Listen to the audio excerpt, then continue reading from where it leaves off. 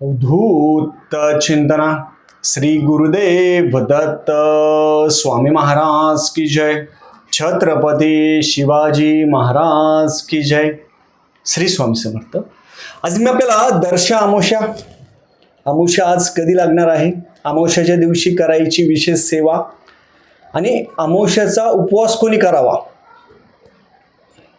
दर्शा अमावस्याच्या दिवशी उपवास कोणी करावा, सेवा कोणती करायची आणि अमावस्याच्या दिवशी परान्न का घेऊ नये, त्याच्याबद्दल मी आज पूर्ण माहिती सांगणार आहे. चॅनलवर पहिल्यांदा आला असेल तर अवश्य सबस्क्राईब करा, म्हणजे येणारा नवीन व्हिडिओ श्री स्वामी समर्थ महाराजांची गुरुचरित्राची आणि नवनाथ पारायणाबद्दल माहिती भेटेल. गुरुचरित्र पारायण सगळ्यांचं छान झालं. आता प्रत्येक अमावस्याला हिरण्यदान करण्याचं काय महत्व आहे ते पण या व्हिडिओमध्ये सांगणार आहे. सगळ्यात पहिले दर्श अमावस्या ही आज संध्याकाळी रात्री 8 वाजता अमावस्या लागते, पण सूर्याने जी बघितलेली अमावस्या असते तीच आपण ग्राह्य धरतो. म्हणजे आजची 16 तारखेला रात्री 8 नंतर अमावस्या जरी लागली, 17 तारखेला दिवसभर अमावस्या आहे.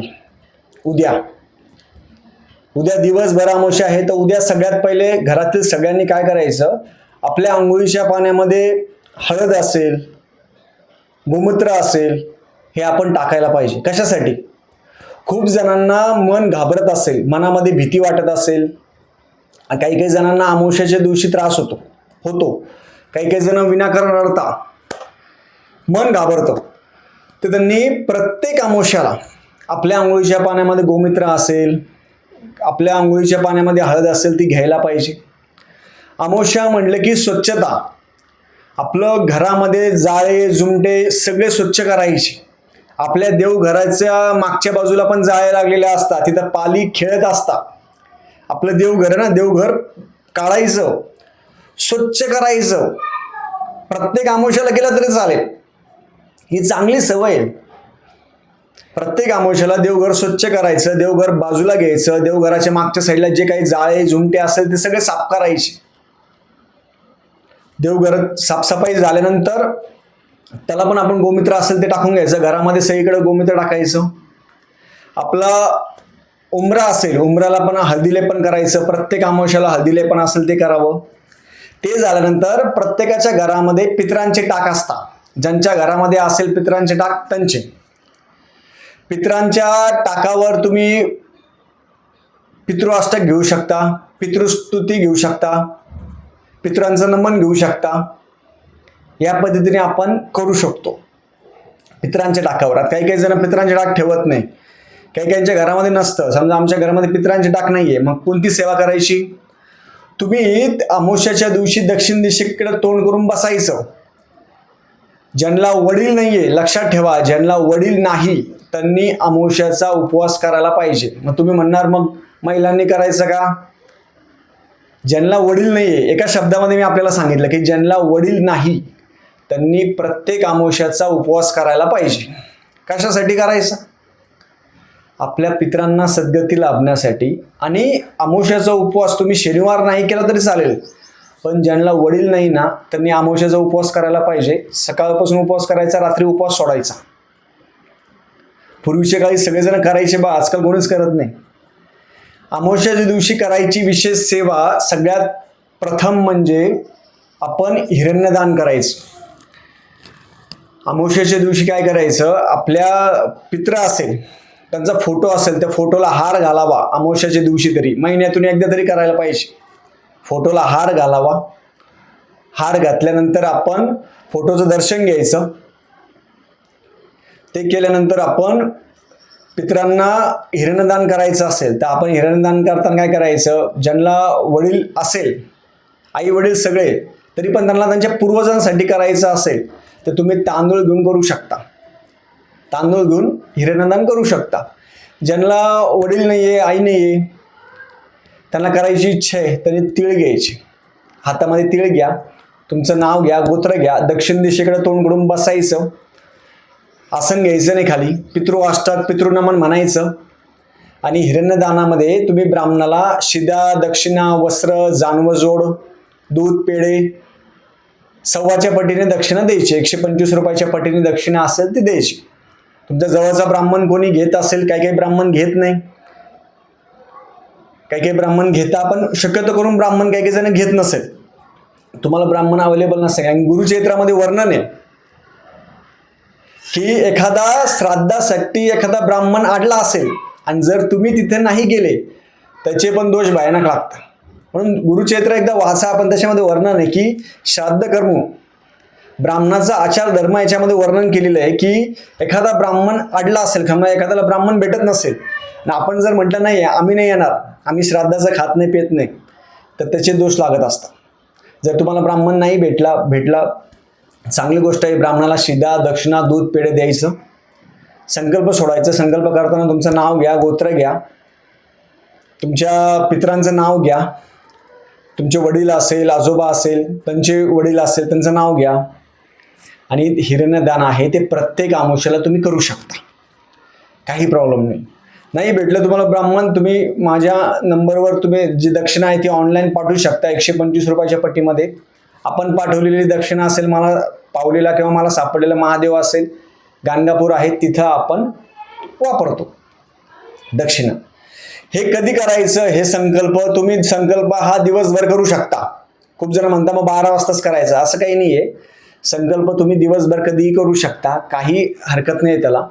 सकाळच्या वेळेस केलेलं तर अतिउत्तम, पण काही काही जण म्हणणार आम्हाला जॉब आहे, बिझनेस आहे, तुम्ही संध्याकाळच्या वेळेस पण दक्षिण दिशेला तोंड करून संकल्प करू शकता. असा साधा सोपा संकल्प करायचा. मी स्क्रीनवर पण संकल्प टाकेल. हे केल्यानंतर आपण काल भैरवाष्टक म्हणायचं. काल भैरवाष्टक 11 वेळा म्हणायचं. रोज रात्री झोपायच्या वेळेस मोरपिसानी आपली नजर काढायची. मोरपीस घ्यायचं, आपली नजर आहे त्या मोरपिसानी नजर काढायची आणि मोरपीस नंतर देवघरामध्ये ठेवून द्यायचं. अमावस्याच्या दिवशी परांना घ्यायचं नाही, हे लक्षात ठेवा. कोणाचं पाणी पिऊ नका, कोणाचं जेवण करू नका.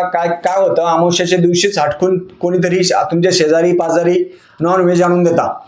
अमावस्याच्या दिवशीच कोणीतरी तुम्हाला भाजी असेल ती आणून देतं. अमावस्याच्या दिवशीच तुम्हाला कोणी काहीचं खायला देतं. अमावस्याच्या दिवशीच कोणी तुम्हाला काहीतरी विनाकारण गोड असेल ह्या गोष्टी देत असतात. लक्षात ठेवा, गुरुचरित्र पारायण ज्यांनी केलं त्यांनी अमावस्याच्या दिवशी परांना घ्यायचं नाही, नाही तर तुम्ही केलेल्या महिन्याभराचं पुण्य समोरच्या व्यक्तीला जातं. परत आपण अमावस्याच्या दिवशी जवळच्या कालभैरवाच्या मंदिरामध्ये जायचं, तिथं नारळ घेऊन जा, तिथं 11 वेळा कालभैरवाष्टक म्हणायचं आणि नंतर ते नारळ ठेवून द्यायचं. अमावस्याच्या दिवशी आपल्या जवळच्या मारुतीच्या मंदिरामध्ये तेल घेऊन जायचं. तेल, शनी महाराज असेल, मारुती राया असेल, तेल घेऊन जायचं. नारळ फोडा, तेल घेऊन जायचं, ते वाहायचं आणि दर्शन करायचं. अमावस्या म्हणजे वाईट नाहीये, अमावस्या चांगली आहे. पण अमावस्याच्या दिवशी आपल्या मनात खूप भीती असते. आपल्या पितरांना एक दिवस, आपण कसं रोज जेवण करतो तसं पितरांना जेवण करण्याचा दिवस येतो. पितरांना जेवण करण्याचा दिवस. म्हणून सगळ्यांनी आपल्या पितरांच्या नावाने हिरण्यदान असेल तर सगळ्यांनी अवश्य करावं. आपल्या जवळ इथं ब्राह्मण भेटला, ठीक, ब्राह्मणाला द्या. नाही कोणी म्हटलं तुम्ही संकल्प करून दक्षिणा असेल ती मला पाठवू शकता आणि पाठवल्यानंतर आपलं नाव आणि गोत्र मला व्हॉट्सअपवर अवश्य पाठवा. म्हणजे कोणी कोणी पाठवले हे समजतं आणि त्यांच्या नावाने आपण परत संकल्प करत असतो. कारण की त्यांच्या नावाने आलेले ते परत संकल्प करून त्याचं दान आहे आपण ते स्वीकार करत असतो. हे लक्षात ठेवा सगळ्यांनी. अमावस्येच्या दिवशी काही काही जणांना त्रास होतो, मन घाबरतं, मनामध्ये भीती वाटती. अशांनी काय करायचं, वल्गा सुक्त, रामरक्षा स्तोत्र, वल्गा सुक्त हे करायला पाहिजे. आणि अमावस्याच्या दिवशी आपलं घर असेल, अमावस्याच्या दिवशी आपली गाडी असेल, घर असेल, याच्यावरतून एक नारळ उतरून टाकून द्यायचा. याच्यावरतून एक नारळ आहे, नारळ घ्यायचा, 7 वेळा नारळ उतरायचा. आपण गाडीवर 2 व्हीलर असेल, 4 व्हीलर असेल, काही असेल, गाडीचं इंजिन चालू करायचं, लाईट चालू करायचे, एक जण आतमध्ये बसलेला असेल आणि ते केल्यानंतर नारळ 7 वेळा उतरून ते नारळ कचऱ्यामध्ये टाकून द्यायचं. हे कशासाठी, नजर लागू नये, काही गोष्टी होऊ नये याच्यासाठी. याच्यापैकी आपण अशी साधी आणि सोपी प्रत्येकाने सेवा करावी. आपल्या घरामध्ये पण पिवळ्या मोहरी असेल ते हातामध्ये घ्यायच्या, काल भैरवाष्टक असेल, वल्गा सुक्त असेल ते म्हणायचं आणि आपल्या घराच्या आजूबाजू सगळीकडं आपण वल्गा सुक्त आणि कालभैरवाष्टक म्हणून त्या पिवळ्या मोहरी घराच्या आजूबाजू टाकून द्यायच्या. अमावस्याच्या दिवशी आपल्या घरी आपण हवन करायला पाहिजे. साधं सोपं हवन. कोणतं करायचं हवन? हवन करताना तुम्ही वल्गा सुक्त घेऊ शकता, कालभैरवाष्टक घेऊ शकता आणि रामरक्षा स्तोत्र घेऊ शकता. अशा पद्धतीने साधं आणि सोपं. आता याच्यामध्ये हिरण्यदान महिला पण करू शकता, काही हरकत नाहीये. संकल्प करून आपल्या पितरांच्या नावाने, आपले आईवडील जरी जिवंत असेल तर जे पूर्वज असेल त्यांच्या नावाने करू शकता. ज्यांना कोणी अपघाती वारला असेल, नारनागबळी असेल, कालसर्प असेल, हे करायला जास्त जमत नाही, त्यांनी प्रत्येक अमावस्याला हिरण्यदान करायला पाहिजे. अमावस्याच्या दिवशी केलेल्या दानाला खूप महत्व आहे, हे लक्षात ठेवा. तुम्ही कोणत्याही जवळच्या ब्राह्मणाला करा, कोणालाही करा, काही हरकत नाहीये, पण प्रत्येक अमावस्याला तुमच्याकडून दान झालं पाहिजे, हे लक्षात ठेवा. झालेली सेवा मी महाराजांच्या रुजू करतो. श्री स्वामी समर्थ.